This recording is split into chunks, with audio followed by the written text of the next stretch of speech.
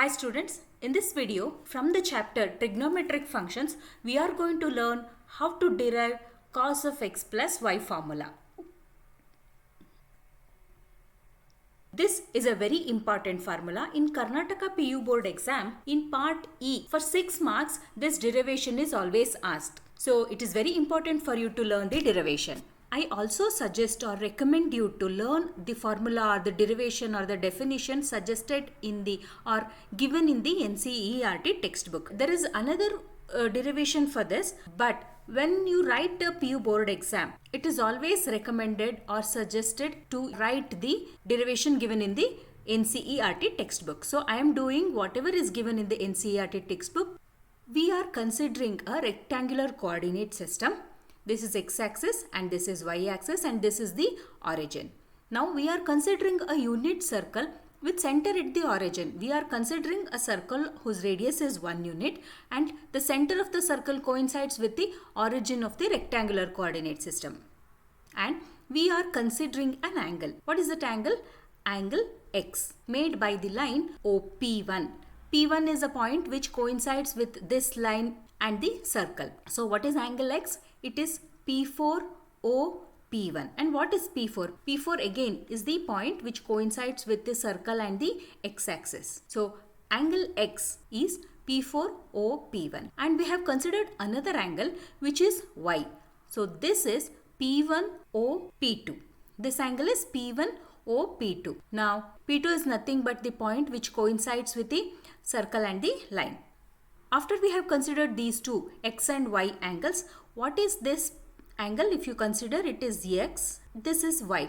So this whole angle is x plus y, which is P4OP2. So P4OP2 is the angle x plus y. We are considering another angle which is P4OP3, that is minus y. The magnitude of these two angles are same, but the direction is opposite. This line has moved clockwise to make a negative angle. So this P4OP3 is minus y. What is the coordinates of these points, that is P1, P2, P3, P4? We have already understood that any point in rectangular coordinate system can be expressed in terms of trigonometric functions, that is x comma y can be expressed as cos theta comma sin theta. So that is what we have done here. So if the angle is x here and this is the line which makes the x angle with positive direction of x-axis, then this is x. So instead of cos theta, we will write this as cos x comma sin x. So the coordinates of point P1 will be cos x comma sin x. And now look at the coordinates of point P2. What is the angle made from the positive direction of x-axis to this line, that is line OP2? It is x plus y. So the coordinates will be cos of x plus y comma sin of x plus y. And if you look at the coordinates of the point P3, it is moved in clockwise direction to make a negative angle. So the angle is minus y. So our coordinates will be cos of minus y comma sin of minus y. And coordinates of point P4. We have considered a unit circle whose radius is 1 unit, right? So x coordinate will be 1 unit. And for any point on x-axis, the y coordinate will be 0. So this point is 1 comma 0. So that is what we have mentioned here. Look at the coordinates. Yes. Now, after considering the angles, we have joined P1 and P3 and we have also joined P2 and P4. Now, you can see that there are two triangles formed, which are the P1OP3 and P4OP2. There are two triangles formed. This one, that is P1OP3. Hope you can see this. Then it is P2OP4. There are two triangles formed. We are considering those two triangles. Now look at this. What is OP1? OP1 is the radius of the circle with 1 unit, right? And again OP2, again it is the radius. OP3 is the radius.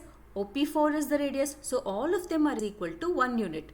Now two sides of the triangle P1OP3 and P2OP4 are same. Correct? Now look at this angle. We don't know what is this angle. That is P2OP3. This angle we don't know. Okay. Now let us consider angle P1OP3, which is P1OP3. We have considered this angle. What is this angle equal to? This angle is nothing but y plus some value, some angle here, right? So P1OP3 is angle P1OP2 plus angle P2O P3. That is this angle Y plus this angle.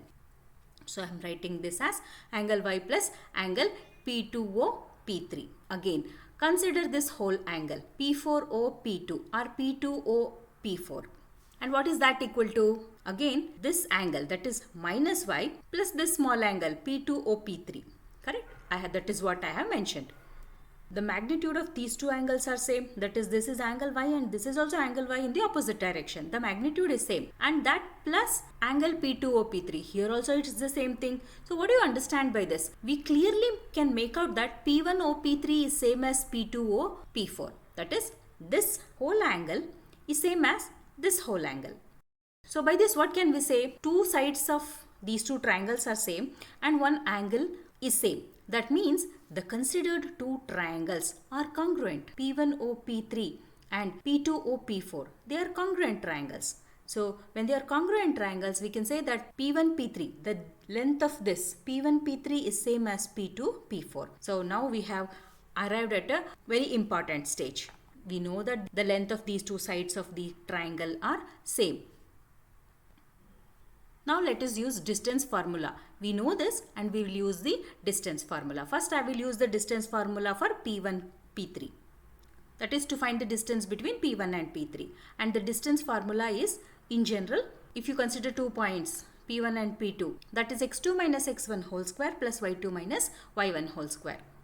So P1, P3 whole square will be, you consider these 2 points, P1 and P3 are the points that we have considered. So this is cos x minus cos of minus y, that is cos x minus cos of minus y whole square plus sin x minus sin of minus y whole square, that is x2 minus x1 whole square plus y2 minus y1 whole square is what we have applied here for the points P1 and P3. Now we all know that sin of minus x is minus sin x, so a negative sign comes out of this term, and cos of minus y is cos y only, so no negative sign comes out. This is cos x minus cos y whole square plus sin x plus sin y whole square. Let us expand this as a minus b whole square and a plus b whole square. So this will be cos square x plus cos square y minus 2 cos x into cos y plus this will be sin square x plus sin square y plus 2 sin x into sin y. Now look at the terms. This is cos square x and this is sin square x. If you just group the terms, we know an identity, sin square theta plus cos square theta is equal to 1 for all the angles, right? So let us group those two terms, sin square x plus cos square x as one group and sin square y plus cos square y as another group, and rearrange these two terms. That is minus 2 cos x cos y plus 2 sin x into sin y. Now this will be equal to 1 and this will also be equal to 1. So our term will become 1 plus 1, that is 2.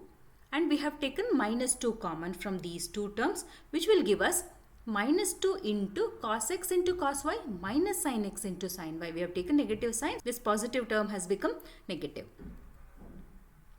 Now this is the length of P1, P3. See, what we have found is square of P1, P3. That is the square of the length is what we have found. We will apply the same distance formula to this part, P2, P4. So this distance formula appears here. Now P2, P4, that is this point and this point. So it is 1 minus cos of x plus y whole square, that is what we have written, plus 0 minus sin of x plus y whole square. Now this is minus sin of x plus y whole square, so it is nothing but sin of x plus y whole square. This will be of the form a minus b whole square. Let us expand this.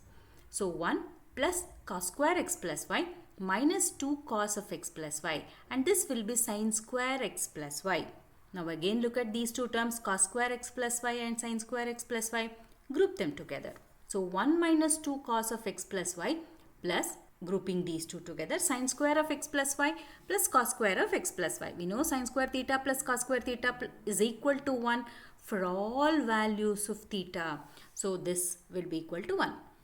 The whole term becomes 2 minus 2 cos of x plus y. 2 minus 2 cos of x plus y. Now what is this that we have found? It is P2, P4 whole square. What is it that we have found? Square of the length of P2, P4. P1, P3 equal to P2, P4. We already know this. Though that implies their squares also must be same. So let us equate the lengths. So when we equate the lengths, this 2 and 2 gets cancelled, again minus 2 and minus 2 also gets cancelled, and hence we get the formula cos of x plus y is equal to cos x into cos y minus sin x into sin y, and this is the derivation. Generally this is asked for 5 marks in the part E of Karnataka PU board exam. This is a 6-marker question, 5 marks for this derivation and 1 mark for deriving a small formula from cos of x plus y, deriving a small formula that is cos of x minus y or something like that. A very simple 1-marker question will be asked along with this derivation. So totally it will be for 6 marks. Hope you have understood the derivation.